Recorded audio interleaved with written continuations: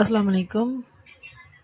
Today is our lecture number 30 of classical mechanics for the course code of PHY 509 for the BS 5th semester. We are studying the kinematics of the rigid body. I am Tabinda Yasin for your teacher for the classical mechanics. Now we are going to start the topic. The contents in this are infinitesimal rotation, angular momentum for the rigid body, conservation of angular momentum vector form, angular momentum of a particle, and the moment of inertia and the product of inertia for the rigid body. And in the last, we have some of the references. We are going to start with the infinitesimal small rotation. Define infinitesimal rotation. Show that infinitesimal small rotation of a rigid body with one fixed point is commutative. Also find the inverse matrix of the infinitesimal rotation. We're going to start its solution. An infinitesimal rotation is an orthogonal transformation of a coordinate axis in which the component of a vector are almost the same in both the set of axes. The components will remain same and the new coordinates differ from the old coordinates by an infinitesimal amount. Mathematically, an infinitesimal transformation is defined as x prime x1 prime is equal to x1 plus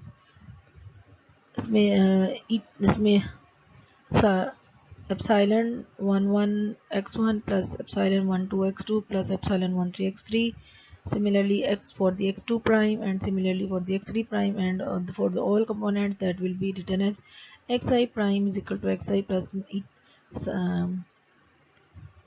Simon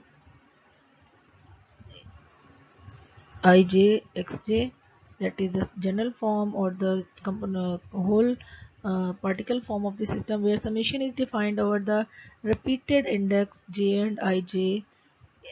Simon are the elements of the matrix of infinitesimal transformation for whole the rigid body transformation, and are infinitesimal such that second order term in ij Simon can be neglected. How can we write the equation 1 as xi prime is equal to del ij xj plus Simon ij xj, and such that xi prime will be equal to del ij plus Simon ij into xj, and that is equation number 2. That is equation taking the xj common. In matrix notation, we write equation 2 as capital X prime is equal to I plus Simon into capital X. That is the matrix form for that is written in there by the equation 3, where capital X is equal to x1 x2 x3 and x prime is equal to x1 prime x2 prime x3 prime, and capital I is equal to del ij and Simon is equal to Simon ij, and I plus Simon is the matrix of infinitesimal that is the infinitesimal transformation matrix. Now let I plus Simon 1 and I plus Simon 2 be the two matrices of successive infinitesimal transformations. I plus Simon I into I plus Simon I 2, that is equal to I dot I. We are going to cross multiply I with this, I with I2, uh, I1 epsilon I1 with I and epsilon with the uh, uh, epsilon 2, so that is written. So we can say I into I, that is equal to 1, that is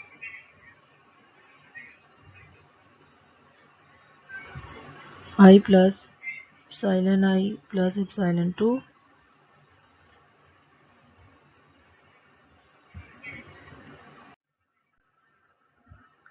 Similarly, consider this. We see from the above equation that this is equal to that equation. This shows that the product of matrices of two successive infinitesimal transformation is commutative.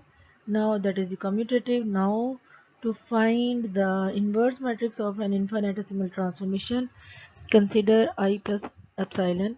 into I minus epsilon, that is equal to I minus I epsilon plus epsilon I minus epsilon epsilon. That gives the all the terms are cancelled and this is equal to 1, so that is equal to capital I. This shows that the inverse matrix of an infinitesimal transformation is epsilon minus I minus epsilon, so that is equal to inverse of the matrix is equal to this. For orthogonal transformation, we know that if transpose matrix identifies the inverse matrix, hence we can write I plus epsilon whole power minus 1 equal to I plus epsilon bar, that is equal to I minus epsilon, where I bar is the transpose of epsilon, or you can write small t above here for the representation of the transpose. Consequently, we have epsilon transpose is equal to minus epsilon. This shows that the matrix of infinitesimal transformation is antisymmetric.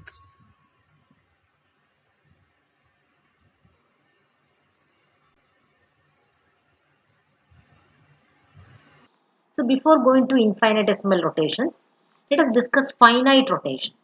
What are finite rotations? Finite rotations are the rotations which we generally have seen in our classical mechanics course. That is, you are shifting by an angle. You are making a shifting by an angle. Suppose you are having three vectors, you are shifted by an angle. Suppose you are this is z prime. If you are rotating, then there is a change in y prime direction, and there is a change in x prime direction. Let us say y1, this is y2, this is x prime. So such things you will call, or let us say that rotation, that change, such rotations are finite. So we had learned about the rotation matrix there. Now what is the problem with finite rotations, or finite rotations, are they good enough? Let us see. So when we discuss about finite rotations, generally we associate a transformation matrix, and that can be taken into account as a vector, because rotations, what they do, actually they do displacement of a rigid body about a point. So can they be considered as vectors? So let us take two transformation matrices A and B associated with a rigid body, and let them be vectors associated with displacement of a rigid body about a point. So again, this is a vector property. So if we are assuming them to be vectors, what we need to check whether they have any vector properties. The best common vector property is whether it is commutative or not. So let us test them through rotation in a sequence A, B and B, A. So A, B and B, A we will decide. So what is the sequence A? What is the transformation of A? You are rotating 90 degree about the Z axis. So Z prime, you are having a parallelepiped type box, and you are rotating anticlockwise along the Z axis. So the point here is, when you rotate about Z prime, what are the things which are going to change? We have discussed during our Euler angles also, our x prime and y prime is going to change. So you are taking a rotation along the Z axis, and what will happen to your x prime? X prime will go here, y prime will go backside. See here, x prime went here, y prime went here. Name this rotation as A. Name this transformation as A. Now let us do another transformation, and which we'll call it as B. What will be that transformation? rotate rotate 90 degree about y prime. So again the anti-clockwise way. So what will happen to this Z? Z will come here. See here. X is here. Where the X will go? X will go down. Z will come here. See, if you are able to visualize, you can easily visualize. Now this parallelepiped, Z is in this direction. X becomes downward because X was here, and it is flipped. Z will be flipped by 90 degree. So now this is AB. So in AB, we started with the original parallelepiped like this. It's a rigid body. Took an rotation about Z prime and a rotation about Y prime, where the transformations were named as A and B. And we are checking whether A and B are vectors. For A and B to be vectors, what should happen? If we reverse the order, if we use B first and A second, then also the final parallelepiped orientation should be like this. So let us go to case 2. In case 2, what you will do? Take the original parallelepiped and the 3 coordinate axis, and use the second rotation first, so that the in vector form it will look like B. So take y prime and rotate about 90 degrees. So the y prime will remain here. What will happen? Z prime will come here, x prime will go down. See, imagine you are having some rectangular box or a Ludo or something like that, which is easy to visualize in a Ludo because it's having so many faces with different numbers. So just when you are rotating it, what will happen? This will come here and this will go down. Again, do the first rotation, that is, rotate about Z prime for how much? 90 degrees. So keep the Z prime fixed. Then what will happen? Where will the Y go? Y will go up. See. And what will happen to X? X will come to this side. So now you check. This is BA and this is AB. Final answers, are they same? No. Here Y is in this direction, Z is in this direction, X is below. Here it is not the same. X is the body axes are not same. So the rotations AB and BA, they are not same. That means they are not commutative. So what do we realize from this experiment? Finite rotations about rigid bodies are not commutative. But to make analysis simpler, we need to make rotations commutative, or we need to represent rotations as vectors. So therefore, we may need infinitesimal rotations. So that is the topic for today, infinitesimal rotations. Even though the term itself means that infinitesimal means a very small amount. But how do we define it properly? Let us say an infinitesimal rotation is an orthogonal transformation in which the components are almost the same. That is, the change is infinitesimal. That is, if there is a rotation going from x to x prime, both will look same because there will be a small change. Maybe what is that? We will realize in the next slide. So how do we? So let us take any one component. Let us take x1 prime component of any vector r. So when you write an infinitesimal rotation, so x1 prime is equal to x1, that is the original one, plus a small matrix element, that is epsilon 1 1 x1 plus epsilon 1 2 x2 plus epsilon 1 3 x3, where they are infinitesimal matrix elements. So where epsilon is a matrix of 3 into 3 order, such that x prime can be written as I plus epsilon x. Now what is this I plus epsilon x? It is same as the definition which is telling is that x and x prime are almost same. Just a very small change, which is the epsilon. And what is the general term? General term generally we express is x prime is equal to ax, where A is the transformation matrix. In the case of infinitesimal rotations, transformation matrix is given by I plus epsilon. So that you have to remember. Okay, I plus epsilon. Now, I think some places I am writing it as this or this, both are same. Actually, if that is there, you can stick to any one of them. Okay, let us stick to epsilon in this format. Okay. Now, once you got the infinitesimal definition, and then you have defined what is infinitesimal rotation, then we have to prove why we need infinitesimal rotations. We have realized finite rotations are not commutative. Then what should be our next goal? To check whether infinitesimal rotations are commutative or not. So what do? We have to make a proof that infinitesimal rotations commute. For that, take two transformation matrices, A1, A2. So if A1, A2 is equal to A2, A1, then our problem is solved. So A1 is I plus epsilon 1, A2 is I plus epsilon 2. So A1, A2 you multiply. So what you will get? I plus I epsilon 2 plus epsilon 1 I plus epsilon 1 epsilon 2. We know this epsilon is very small. Epsilon is very small. It's an infinitesimal value. So epsilon 1 epsilon 2 will, what will happen? It will be further smaller and can be ignored with no issues. So therefore what will happen? We will conveniently ignore this term. So you will get A1 A2 is equal to, we know I square I is equal to I into any element is the element itself, the matrix itself. Here in the case matrix itself. So you will get I plus epsilon 2 plus epsilon 1. Let us name this as equation 1 and do the reverse. What do we do? Take A2 A1, do the same thing. What you will get?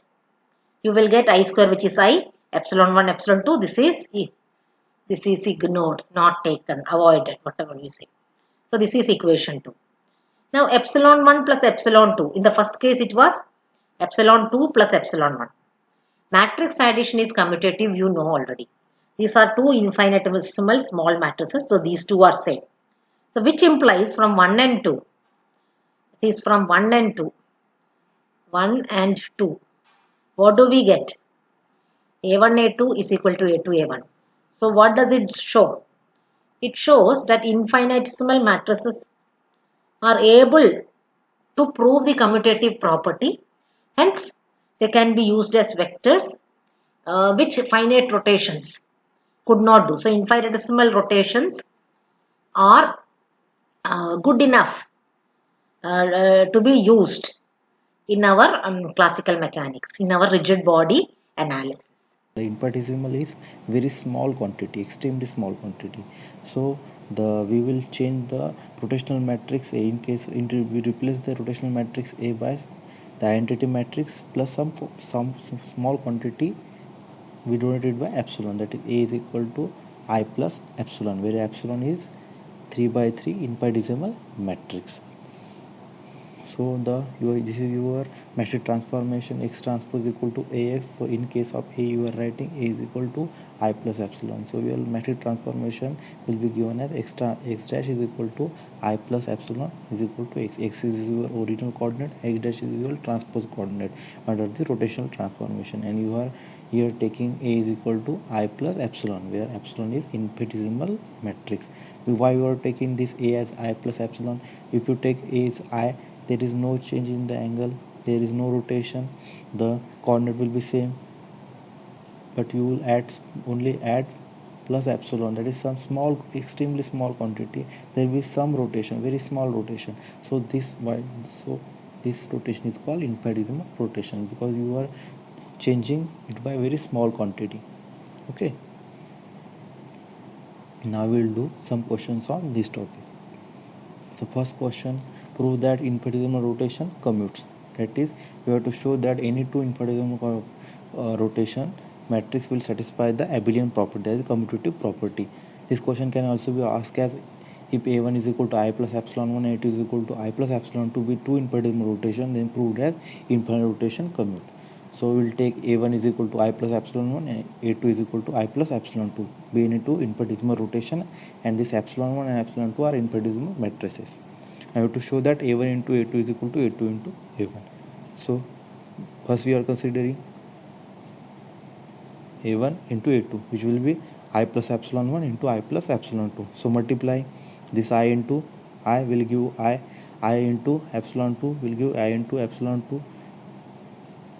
Then epsilon 1 into I will give you epsilon 1 I, and epsilon 1 into epsilon 2 you will get epsilon into epsilon 2. Now epsilon 1 is infinitesimal very small quantity and epsilon 2 is also very small quantity. So epsilon 1 into epsilon 2 is again a small quantity, because the multiplication of extremely small quantity will is also extremely small.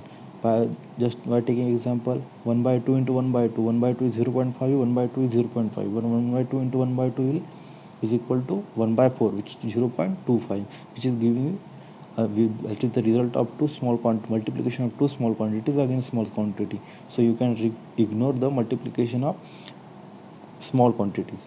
So ignoring the higher order infinitesimal epsilon into epsilon 2, this will change as a1 into it is equal to I plus I into I is I square is again I plus epsilon 1 epsilon 2 plus epsilon 1.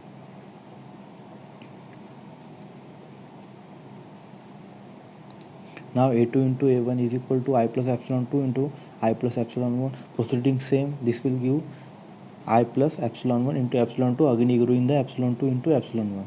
Now since the matrix addition is commutative, so you can write epsilon 1 epsilon 1 plus epsilon 2 is equal to epsilon 2 plus epsilon 1.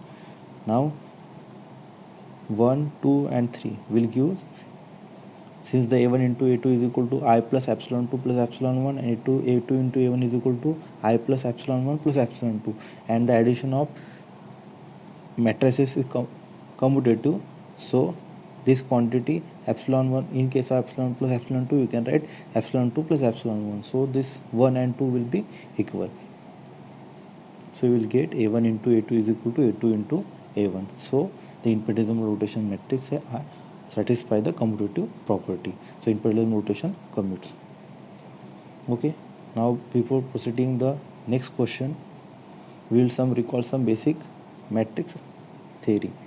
If AB into BA is equal to I, if AB into BA is equal to I, identity matrix, then the B will be the inverse of A and A is the inverse of B. So B is equal to A inverse is the inverse of A. Now the matrix is said to be symmetric matrix if A transpose is equal to A, and it is said to be antisymmetric matrix A transpose is equal to minus of A. So in next question what you have to do is, if A is equal to I plus epsilon, that is your infinitesimal rotation matrix, then you have to show that the inverse rotational matrix is A inverse equal to I minus A. So you have to show that the inverse of this matrix is this, that is the multiplication I plus epsilon into I plus I minus epsilon will give you identity matrix, then only these two are the inverse of each other. So starting with A is equal to I plus epsilon, we have to show that A inverse is equal to I minus A. So we'll multiply A into I minus epsilon from left side and right side, and you have to show that this is the identity matrix. Then only you can say that A inverse is equal to I minus epsilon. So A into I minus I is equal to I plus A is equal to I plus I into I minus I, proceeding same, this will give I into I minus epsilon I plus I epsilon minus epsilon to epsilon, again ignoring the higher order in infinitesimal, this will yield I into I is I, epsilon into I is epsilon, I into epsilon is epsilon. So minus epsilon plus epsilon is equal to 0, so A into I minus epsilon is equal to identity matrix. So proceeding same, I minus epsilon into A is again proceeding same, you will get this as identity matrix. So some from 1 and 2, by multiplying from left side and right side, you are getting I from left side or right side, you are getting this product is equal to identity. It means this is the inverse of A, so A inverse is equal to I minus epsilon. So the inverse rotation matrix is A inverse is equal to I minus A, hence proved. Now the third question is, you have to show that the infinitesimal rotation matrix is antisymmetric. That is, you have to show that epsilon is equal to minus of epsilon transpose is equal to minus epsilon. That is, transpose of epsilon matrix is minus epsilon. Then only the rotational matrix is antisymmetric. So you will first take the infinitesimal rotation x dash is equal to a x, where A is I plus epsilon, where epsilon is antisymmetric matrix. Now since the A is a rotational matrix and A is a real and orthogonal, so A into A transpose is equal to identity, and A into A transpose is also identity. This means this is the inverse of this. A transpose is the inverse of A, that is A transpose is equal to A inverse, because this multiplication is giving you identity matrix. So A transpose is equal to A inverse. Now already we have obtained that if A is equal to I plus epsilon, the A inverse is I minus epsilon. So substituting A inverse is equal to I minus epsilon and A is equal to I plus epsilon, you will get A transpose is equal to I minus epsilon. So what is A? A is equal to I plus epsilon. transpose. A transpose is equal to I plus epsilon. The whole transpose is equal to I minus epsilon. Now say put in the transpose, this will give I transpose plus epsilon transpose is equal to I minus epsilon. Now why you are writing I transpose as I, since I transpose identity transpose is equal to I, so I'm writing I plus epsilon transpose is equal to I plus epsilon transpose is equal to I minus epsilon. Now cancelling I into I from both the side by cancellation law, this will yield epsilon transpose is equal to minus of epsilon. So this satisfying the antisymmetric property of antisymmetric matrix. So epsilon is a antisymmetric matrix. Now starting with the angular momentum for the rigid body. Angular momentum of a rigid body, we are going to discuss what is angular momentum of a rigid body, Newton's second law of rotational motion, torque, and the angular momentum in 3D dimensional body.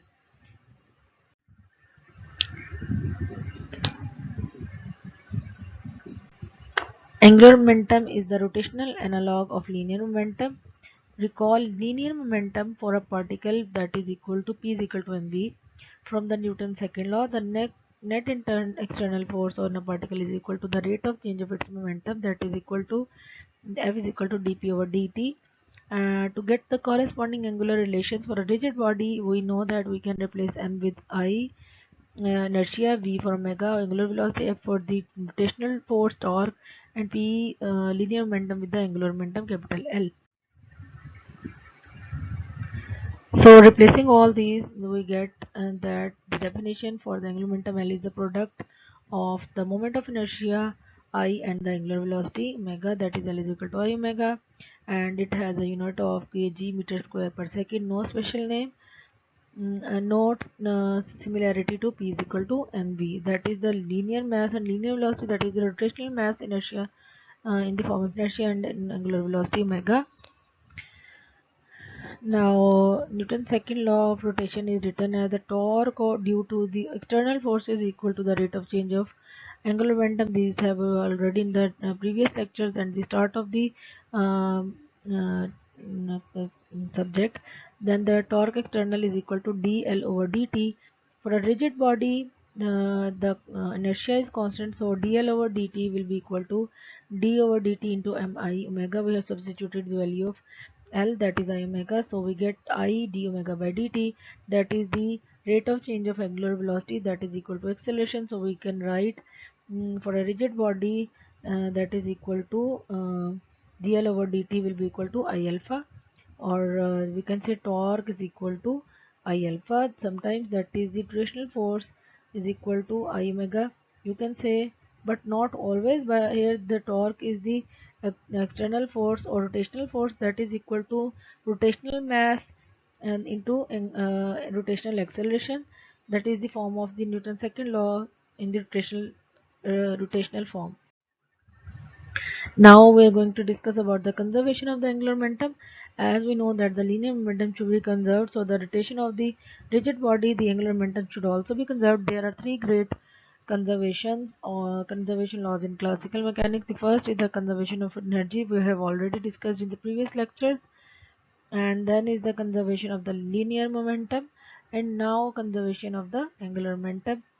In an isolated system, no external torques, the total angular momentum is constant.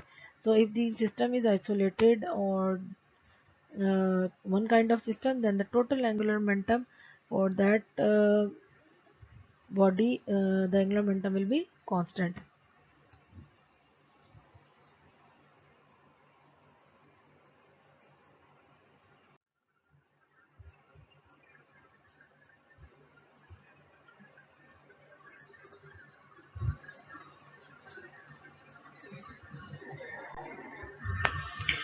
Now we're going to start angular momentum vector.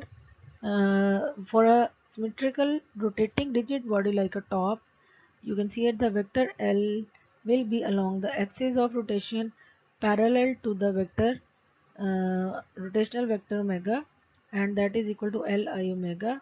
That is the rotational mass capital I, and I and L and omega are linear are parallel to each other. In general, L is not parallel to omega, but I omega is still equal to the component of L along the rotational axis.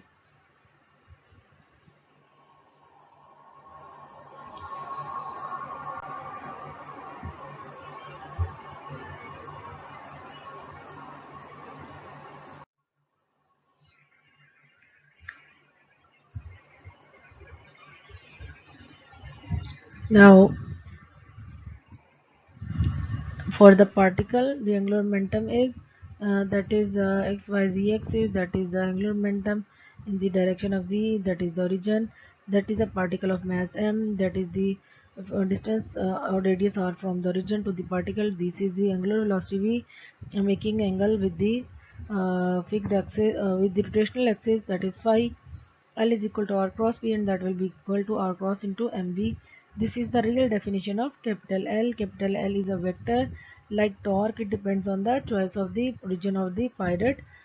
Pivot if the particle's motion is all in the x and y plane is parallel to the z axis. The third quantity, the product of two values will be equal to the third quantity, that is capital L. We know that the cross product between the two vectors gives a vector quantity which is perpendicular to both the quantities. Now we're going to write the angular momentum of a particle in 2D, that is the rotational path of the mass m with the radius r. As we know that L is equal to mrv vt or v perpendicular, so we can write mvr sine theta. We have written the rotational component of the velocity, so that is mvr sine theta. For a particle traveling in the circle, we have constant r in and theta is equal to 90, so vt is equal to r omega, so L is equal to mr vt, that is equal to mr square omega, and that will become I mr square will be equal to I, and that will I will be equal to I omega.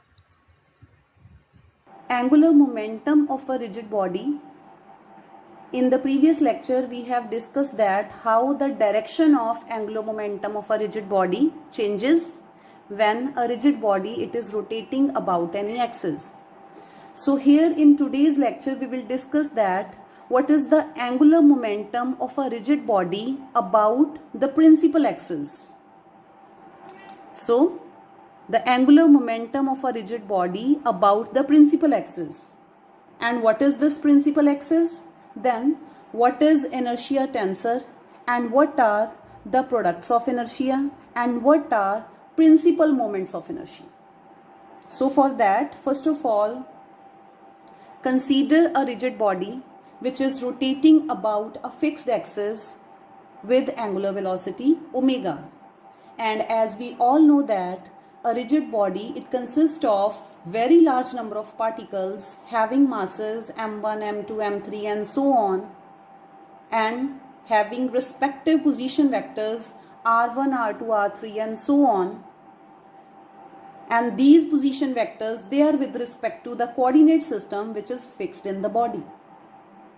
So if the body is rotating, it means its constituent particles, they are also rotating about the axis of rotation. And then these particles, they will possess angular momentum.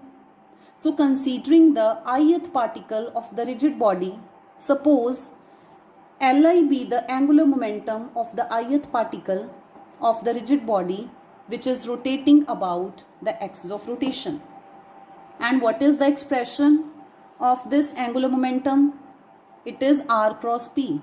And as this is the angular momentum of ith particle, so the position vector of ith particle will be ri cross its linear momentum vector, that is pi. And we know that linear momentum vector, it is ri cross mi into vi vector, where mass is a scalar quantity.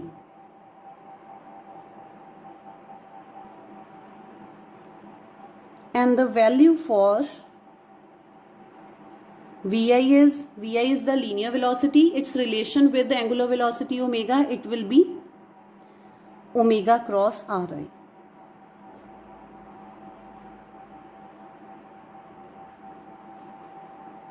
So this Li, it will be mi ri cross omega cross ri. And this is the angular momentum of the ith particle. What will be the total angular momentum of the rigid body about the axis of rotation? It will be summation of this angular momentum of the ith particle over the total number of particles. So the total angular momentum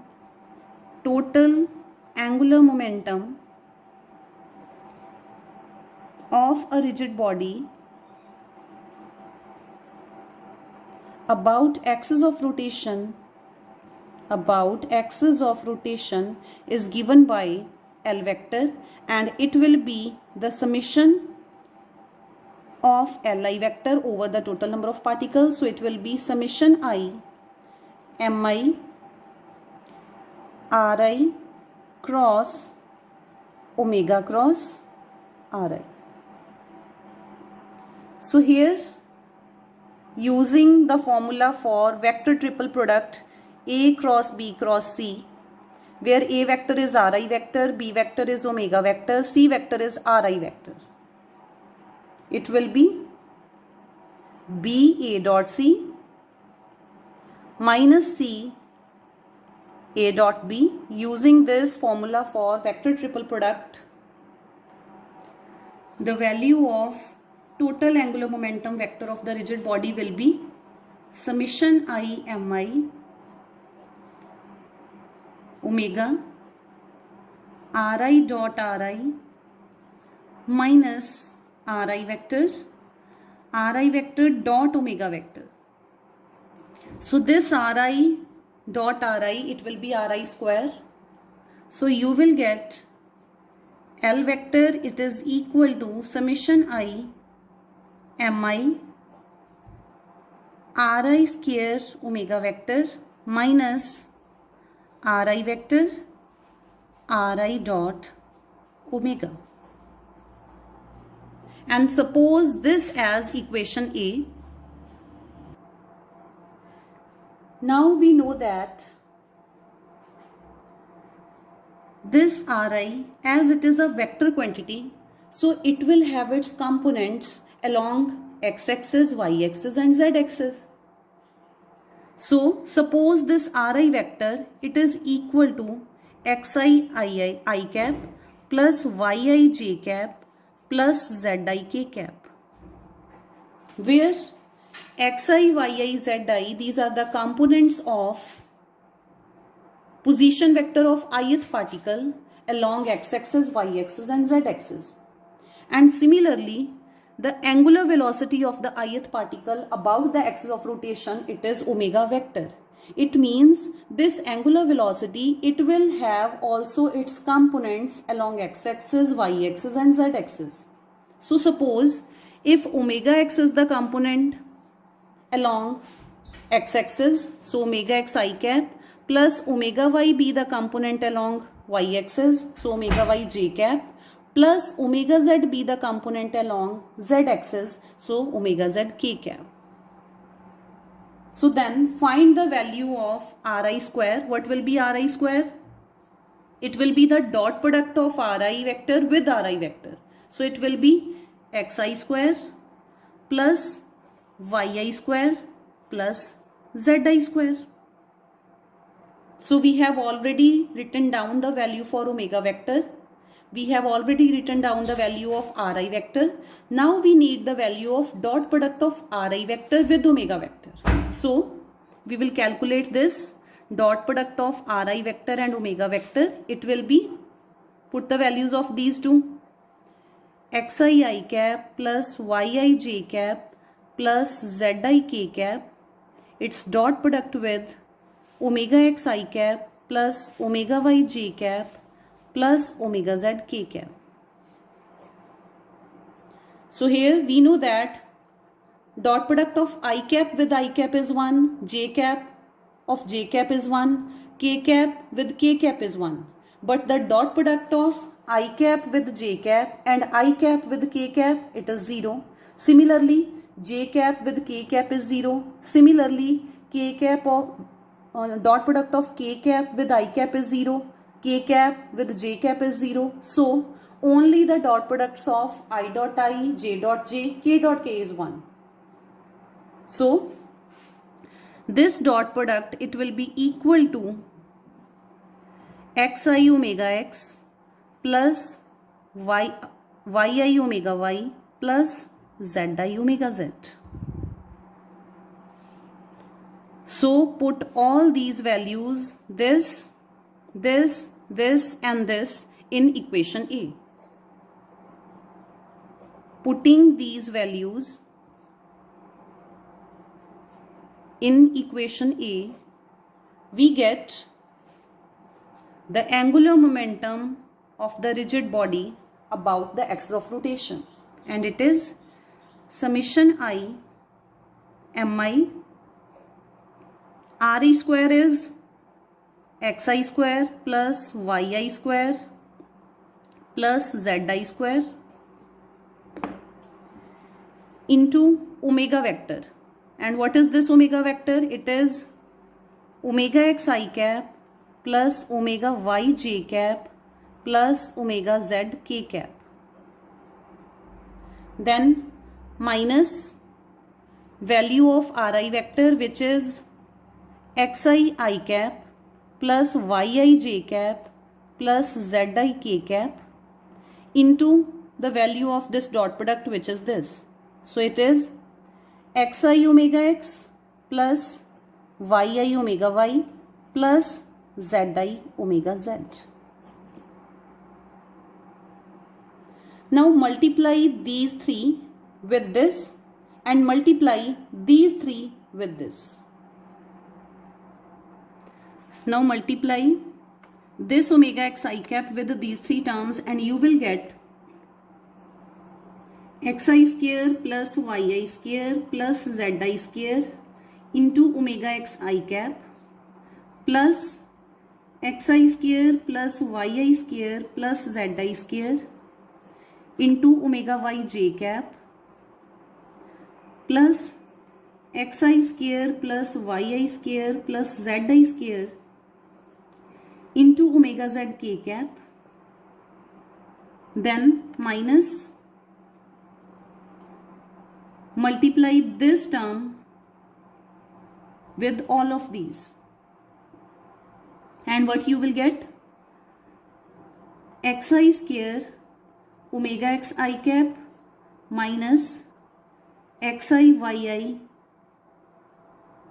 omega y I cap minus xi zi omega z I cap. So I have multiplied this with all these three. Now multiply this with all these three. You will get minus yi xi omega x j cap. Now this with this, it will be minus yi square omega y j cap, then minus yi zi omega z j cap. Now multiply this with all these three terms.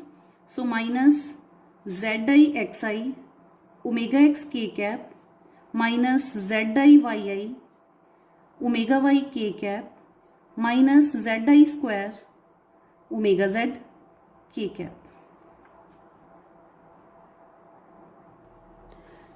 Now you can see this, here we have xi square into omega x I cap and here we have minus xi square omega x I cap. So this term, it will be cancelled out with this term. When you will multiply this xi square with omega x I cap, here you will get positive term and here you have negative term. So both of these terms will be cancelled out. So then here we have minus yi square omega y j cap, and when you will multiply this term with this term will be positive and this will be negative. It will be cancelled out. Similarly, in this case, this is negative term, and when you will multiply this with this term will be positive and this will be negative. So all these terms will be cancelled out. So now we are left with L vector is equal to summation I mi, multiply this mi yi square plus zi square omega x I cap. Then this is the term with I cap and this is the term with I cap. So write these terms here, minus xi yi omega y I cap minus xi zi omega z I cap. Then next, plus summation I. Now write the terms including j cap. So you can take this I cap common and write it here. Now write all the terms having j cap in common. So the terms are mi into xi square plus zi square into omega y. Then this minus yi xi omega x j cap. Then minus yi zi omega z j cap, and we have take it common. Similarly, now take the terms in which k cap is common. The terms are, here also we have mi because this mi it is multiplied with all the terms. Here we have mi, here we have mi. So mi into xi square plus yi square into omega z, then the term with k cap, minus zi xi omega x minus zi yi omega y, and multiplied with mi. So now as this L is a vector quantity, so this angular momentum vector will also have its components along x-axis, y-axis and z-axis. Now suppose if Lx be the component of L vector along x-axis, so it will be Lx I cap, plus Ly be the component of this L vector along y-axis, so the total component will be Ly j cap. And if Lz be the component of this L vector along z-axis, so the z component will be Lz k cap, and it is equal to this. So now what we will do? If both sides are equal, then on both sides the coefficients of I cap, what are the coefficients of I cap on both sides? On this side we have Lx and on this side we have this. Then the coefficients of I cap on both sides will be equal, coefficients of j cap on both sides will be equal, and the coefficients of k cap on both sides will be equal. So we have, this implies we have Lx, it is equal to summation I mi yi square plus zi square into omega x minus summation I mi xi yi omega y minus summation I mi xi zi omega z, and Ly it is equal to minus summation I mi yi xi omega y plus summation I mi zi square plus xi square omega y minus summation I mi yi zi omega z. I have just rearranged the terms in the expression of Ly. So next comes Lz, which is equal to minus summation I mi zi xi omega x minus summation I mi zi yi omega y plus summation I mi xi square plus yi square omega z. So here you can see this is the product of mass and the square of distance from axis of rotation. So this quantity, it has the dimensions of moment of inertia. Similarly, this quantity mass into distance, which is the dimension of moment of inertia. This also. So suppose as this quantity, all of these quantities, these have the dimensions of moments of inertia.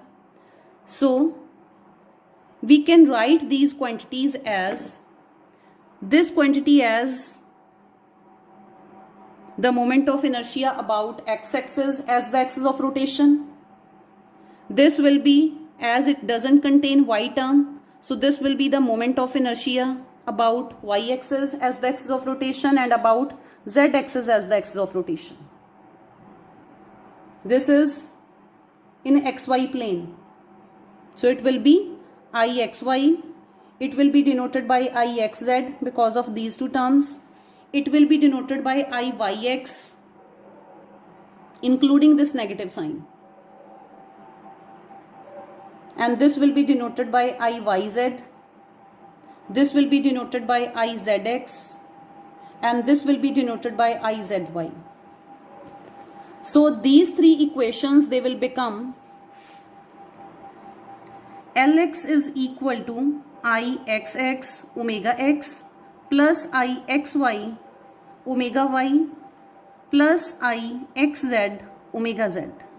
Similarly, next equation for Ly, y component of angular momentum vector of the rigid body, it will become Iyx omega y plus Iyy omega y plus Yz omega z. Similarly, z component of angular momentum vector, it will be equal to Izx omega z plus Izy omega y plus Izz omega z.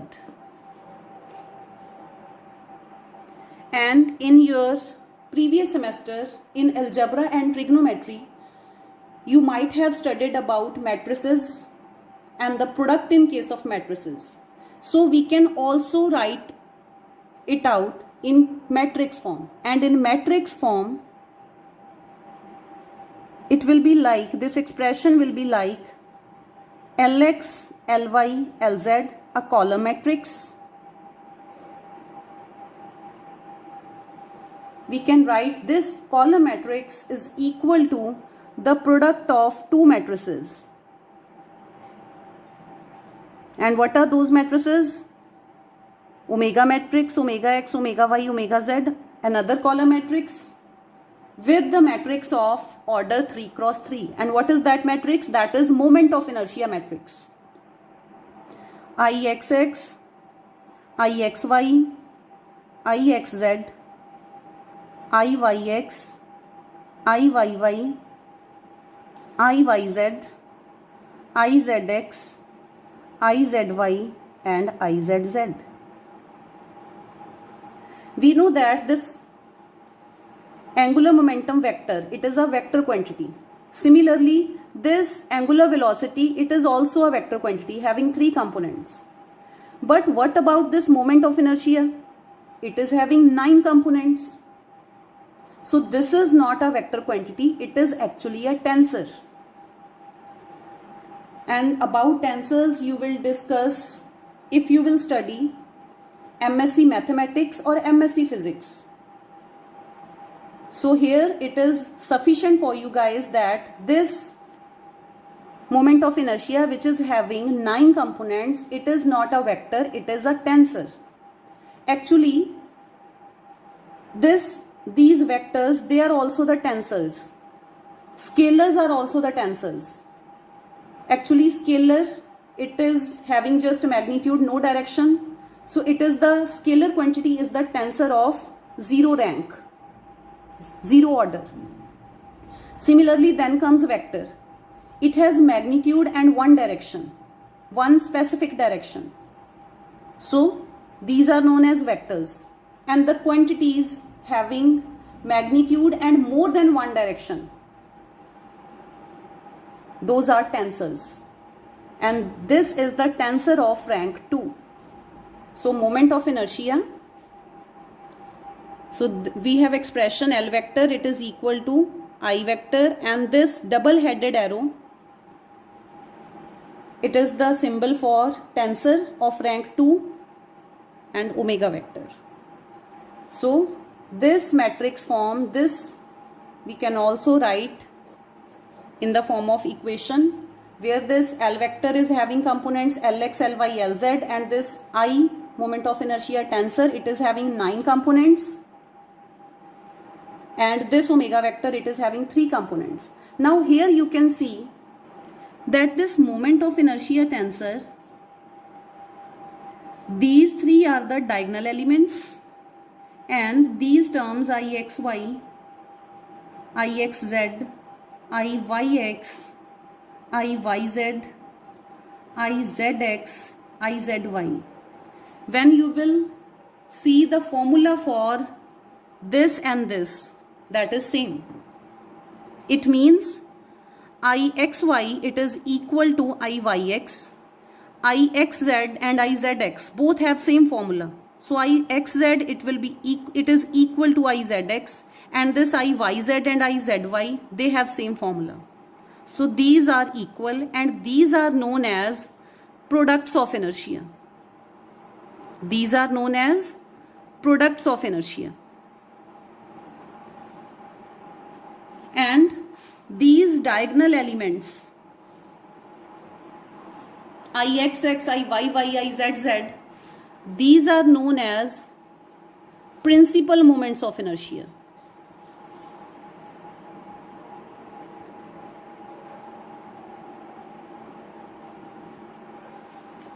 So this is all about inertia tensor, principal moment of inertia, and products of inertia. Now the last thing which has to be discussed, that is, what is principal axis?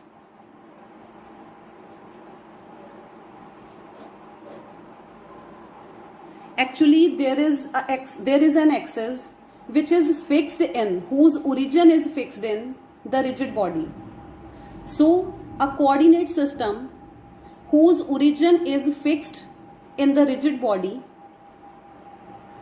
the axis of those coordinate system, the axis of that coordinate system are such that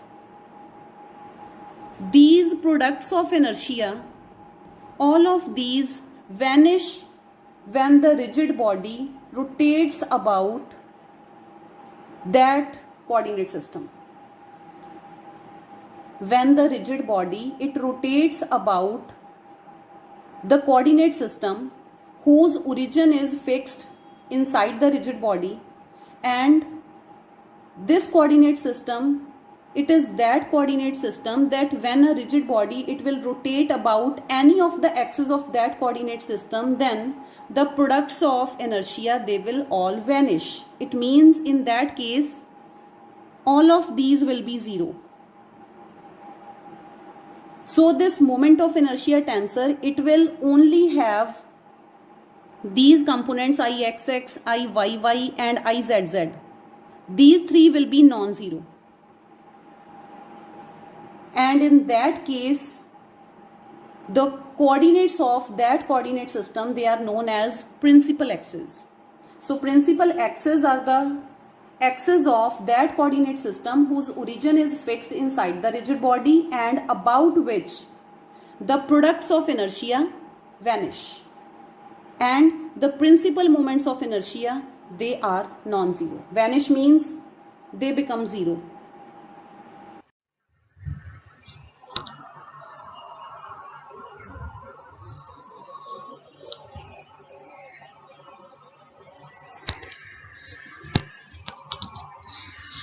Now, starting the moment of inertia and the products of inertia, we know the definition of the moment of inertia. A uniformly rotating body possesses the tendency to oppose any change in its state of motion, rotational motion. This quantity is called the moment of inertia. For that, we have a theorem. Obtain the angular momentum of a rigid body about a fixed point of the body when the body rotates instantaneously with the angular velocity omega in the terms of inertia tensor. Proof. Now we're going to start the proof of that theorem. So consider a rigid body composed of n number of particles having masses mi and position vectors ri with respect to the fixed point of the body. Now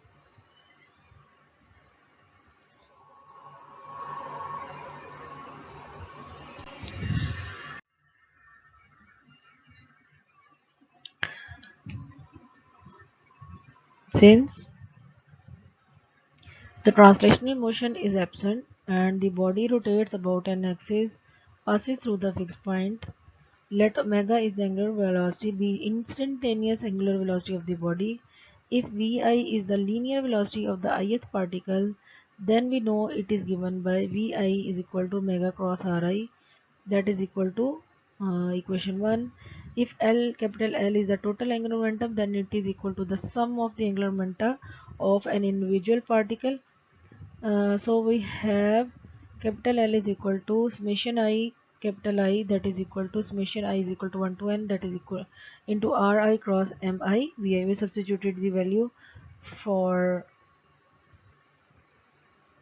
inertia. Uh, that summation I is equal to I is equal to summation ith particle.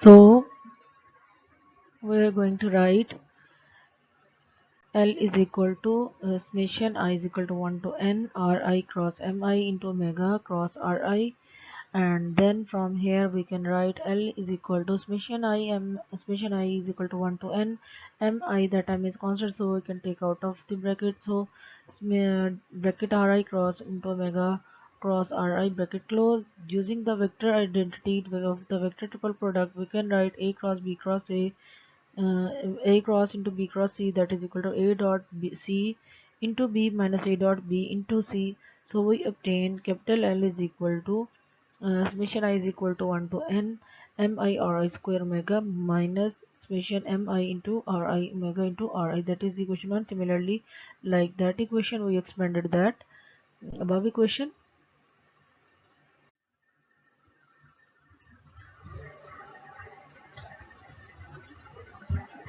Let the components of a position vector Ri, the angular velocity omega, and the angular momentum vector capital L be denoted by Ri is equal to I cap xi plus y cap yi plus k cap zi, and omega is equal to I cap omega x omega y j cap plus omega z k cap, and L is equal to Lxi cap plus Ly j cap plus Lz k cap, giving that equation number 3. Now using the equation 3, we can write that equation Lix cap plus Lyj cap plus Lzk cap, that is equal to summation I mi into all the omega value component omega x I cap plus omega y j cap plus omega z k cap into Ri square minus bracket xi omega x plus yi omega y plus zi omega I into xi I cap plus yi into j cap plus zi into k cap, closing the bracket. And this equation for the I cap, j cap and k cap is written as like this. Equating the corresponding coefficients on the both sides of the equation, as we are going to compare the coefficients of x with x, y with y and z with z. So Lx will be equal to all this value and Ly will be equal to this value and Lz will be equal to this value. So giving that equation number 4a, 4b and 4c.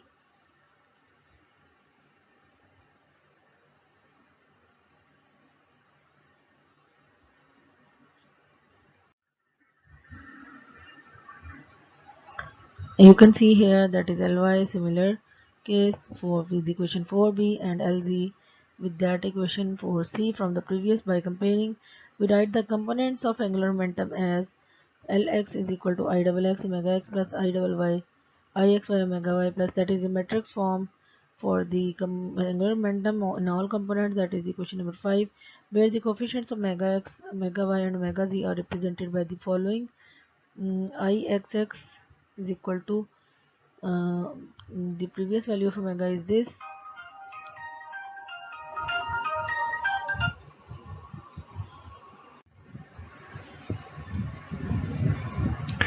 We're going to write the angular momentum as this value. So by where the coefficients of omega x, omega y and omega z respectively are compared from the above, that is summation I mem I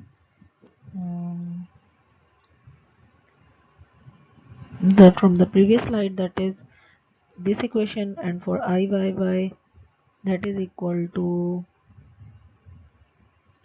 omega that is equal to summation I mi or I minus yi square, and that is equal to summation I mi into xi square and plus zi square. Similarly for izz, that is summation I mi r square minus zi square, that is equal to summation mi into xi square plus yi square. That is equation number 6. We are going to compare the coefficients from the above equations that are called the moment of inertia about x, y and z axis respectively. Equation 6 shows that the moment of inertia is the sum over the particles in the system of product of masses and the square of perpendicular distance from the axis of rotation. Also, the quantities ixy, ixz and iyz are all called the product of inertia and are defined by ixy is equal to minus summation I mixy mixi yi is equal to I yx, and the ix is equal to minus summation I mi xi xizi, that is equal to I zx, and I x iz is equal to minus summation I mi yizi, that is equal to izy. That is the question number 7.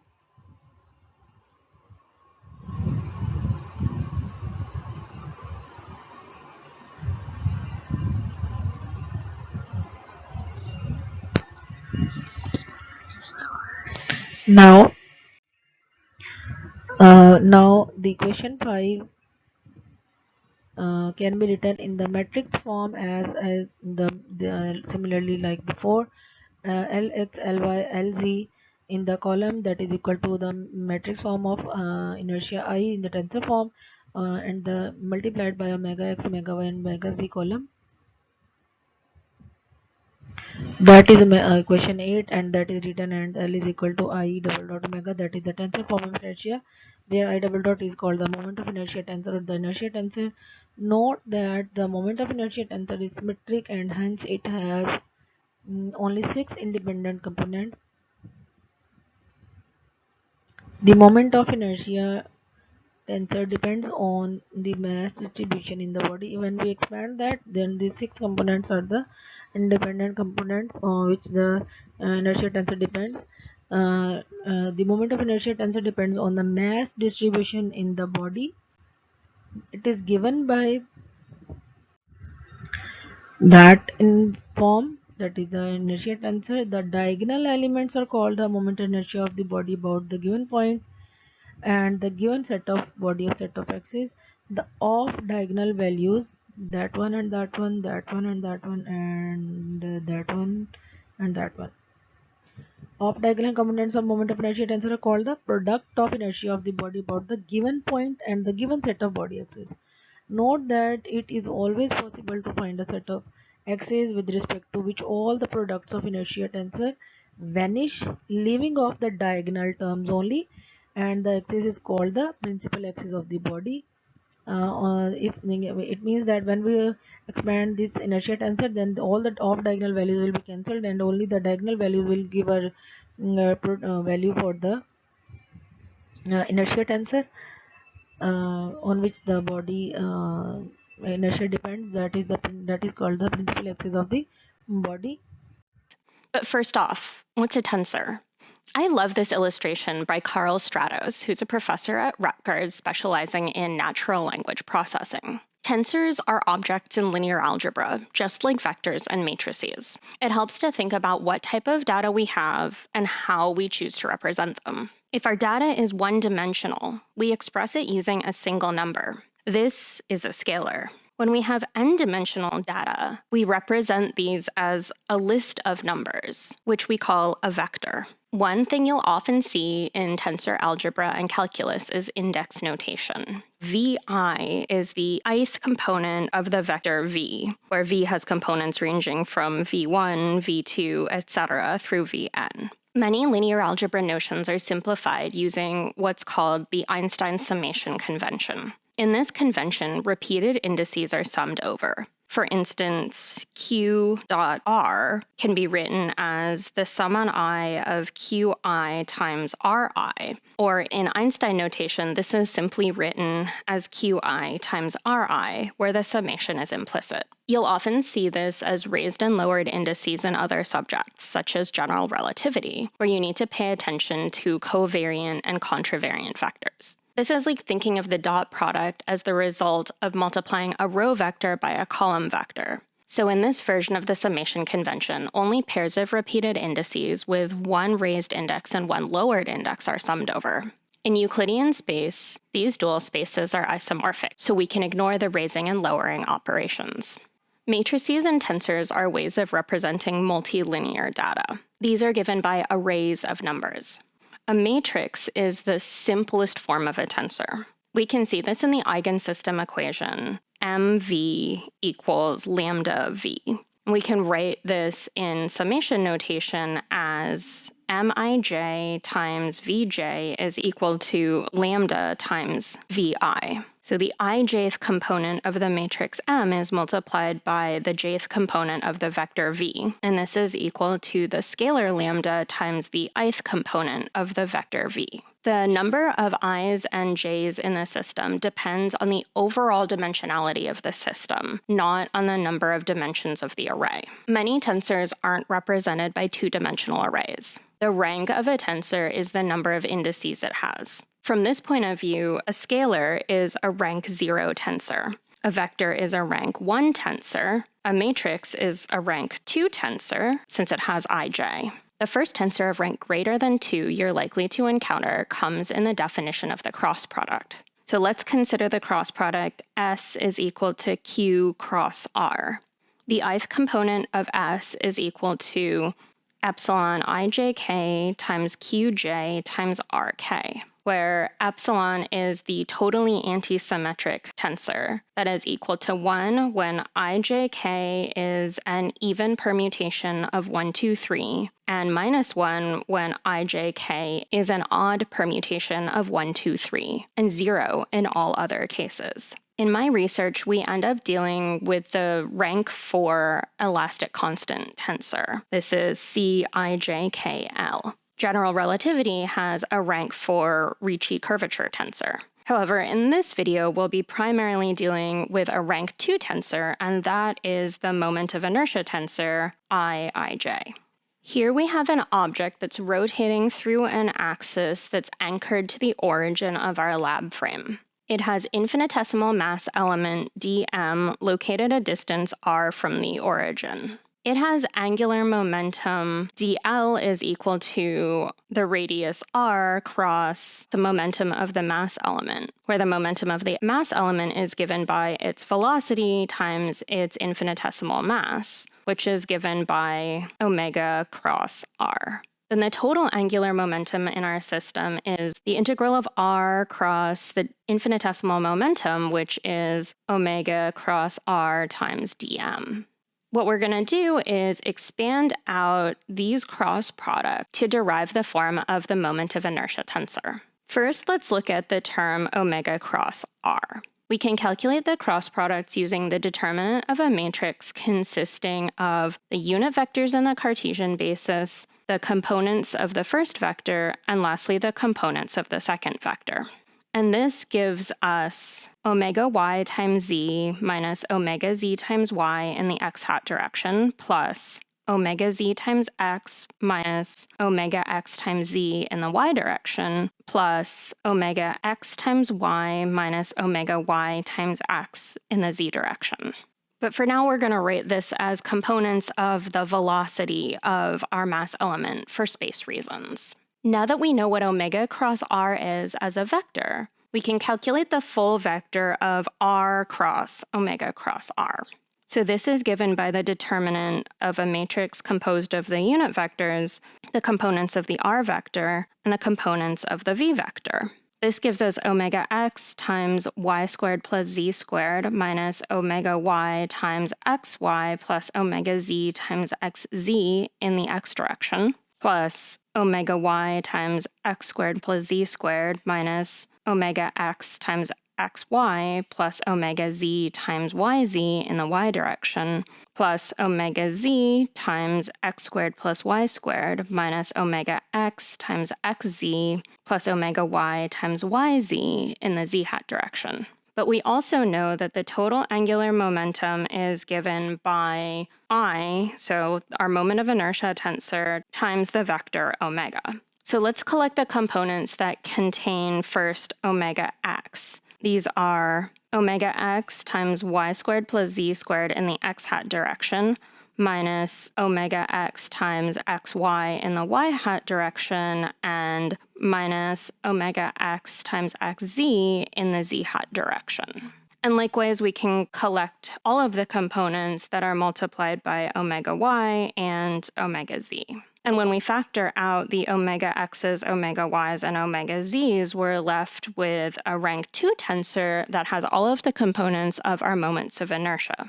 Thus, our full moment of inertia tensor is given by the integral of y squared plus z squared dm minus the integral of xy dm minus the integral of xz dm minus the integral of yx dm, the integral of x squared plus z squared dm, minus the integral of yz dm, minus the integral of zx dm, minus the integral of zy dm, the integral of x squared plus y squared dm. This is a lot of algebra all at once, but let's decompose the components and see what's going on. First, we'll look at the diagonal components. So each of these has a component that measures the distance squared of the infinitesimal mass element from each of the Cartesian axes.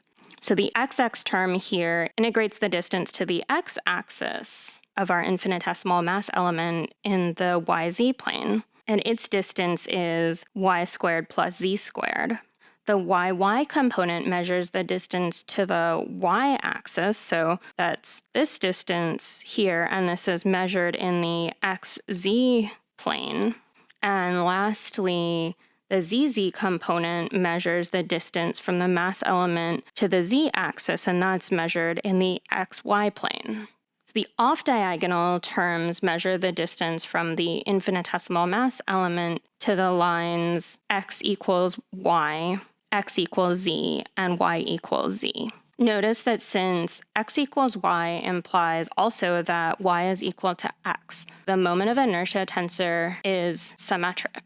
Now that we know the moment of inertia tensor for this body rotating about an arbitrary axis anchored at the origin, what is the kinetic energy of this body? We'll start with the kinetic energy of the infinitesimal mass element dm. This element has kinetic energy given by 1/2 dm times its velocity squared. This is 1/2 times dm times the magnitude of the vector omega cross r squared.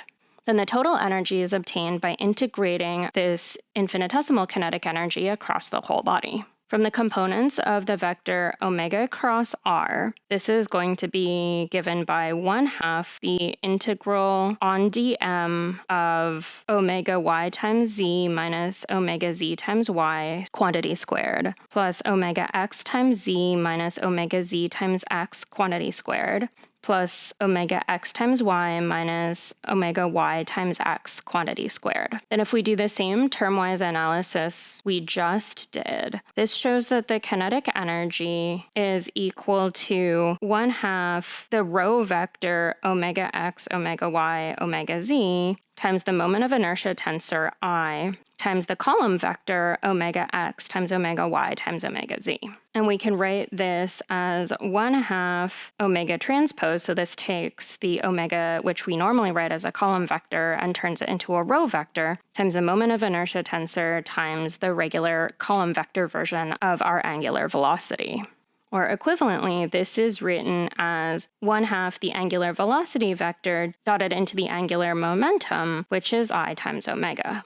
What if our object is both translating and rotating? Imagine now that our object is translating at some velocity vcm while rotating about some axis omega, which is no longer anchored to the origin. Then the center of mass is located at rcm, and the distance from the center of mass to an infinitesimal mass element we're going to call r prime. Our definition v equals omega cross r doesn't hold anymore. That was only valid for rotations where the axis of rotation is anchored at the origin. So let's rearrange our system so we can take advantage of this particular convenient substitution. From Chazzel's theorem, we know that all motion can be decomposed as the sum of a translational velocity and a rotational velocity. So here the translational velocity is vcm, and the rotational velocity is v prime. Since the axis of rotation passes through rcm, we can now use that in the simplification. So we find that v prime is equal to omega cross r prime, where r prime is this distance here.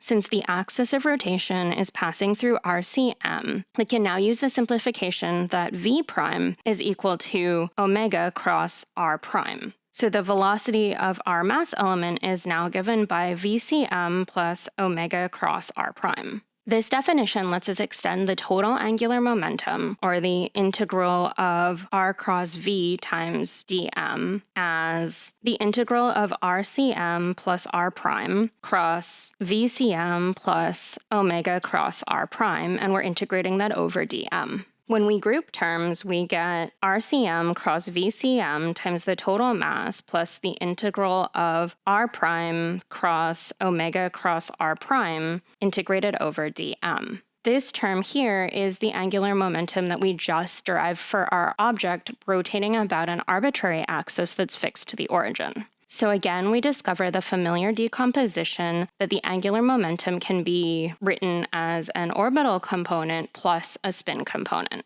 Likewise, the kinetic energy, which is 1/2 times the integral of v squared dm, is now equal to 1/2 vcm plus omega cross r quantity squared dm.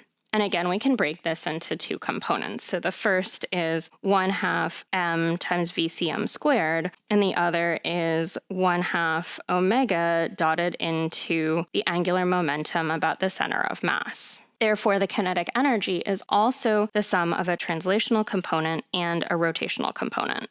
When we're actually solving problems, we don't want to have to worry about keeping the axis of rotation passing either through the origin or its center of mass. Doing integrals for the moment of inertia tensor in these coordinates is messy, and if the axis of rotation changes, the algebra can get even worse. So instead, what we do is construct a coordinate system that's based on the body of the object we're studying. To do this, we're going to change our basis so that the moment of inertia tensor is diagonal. So in this new basis, our moment of inertia tensor looks really nice. It just has components I11, I22, and I33 all down the diagonal. These are known as the principal moments. They're also the eigenvalues of the moment of inertia tensor. The new basis is given by the unit vectors omega hat, which are called the principal axes. And these are the eigenvectors of the moment of inertia tensor. In this new coordinate system that's stuck to the body of the object, the angular momentum is given by I11 times omega 1, I22 times omega 2, and I33 times omega 3.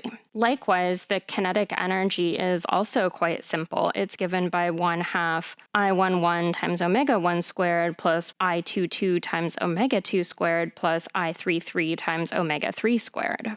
There are some cases where this can be even further simplified. Usually, this means that there's a symmetry of the system that we can take advantage of. That means that there's some degenerate subspace in this moment of inertia tensor. For instance, if two moments are the same, then any axis passing through the origin in the plane of those two principal axes is also a principal axis. An example of this is this yield sign, which has in-plane rotational symmetry that isn't 180 degrees. Then any axis in this xy plane can be considered a principal axis, and all of them will have the same moment. Till here, we have learned all the aspects of the rigid body rotation. If there is any kind of difficulty, we can discuss in the physical class. We're going to discuss that further, and our lecture is continued. So, till here, we have to wind up the lecture. Thank you so much. Allah Hafiz. These are the references you can follow for the to understand the classical mechanics and the topic we are already studied here. If there is any kind of difficulty, we will also discuss in the physical class, or you can ask me. Thank you so much. Allah Hafiz.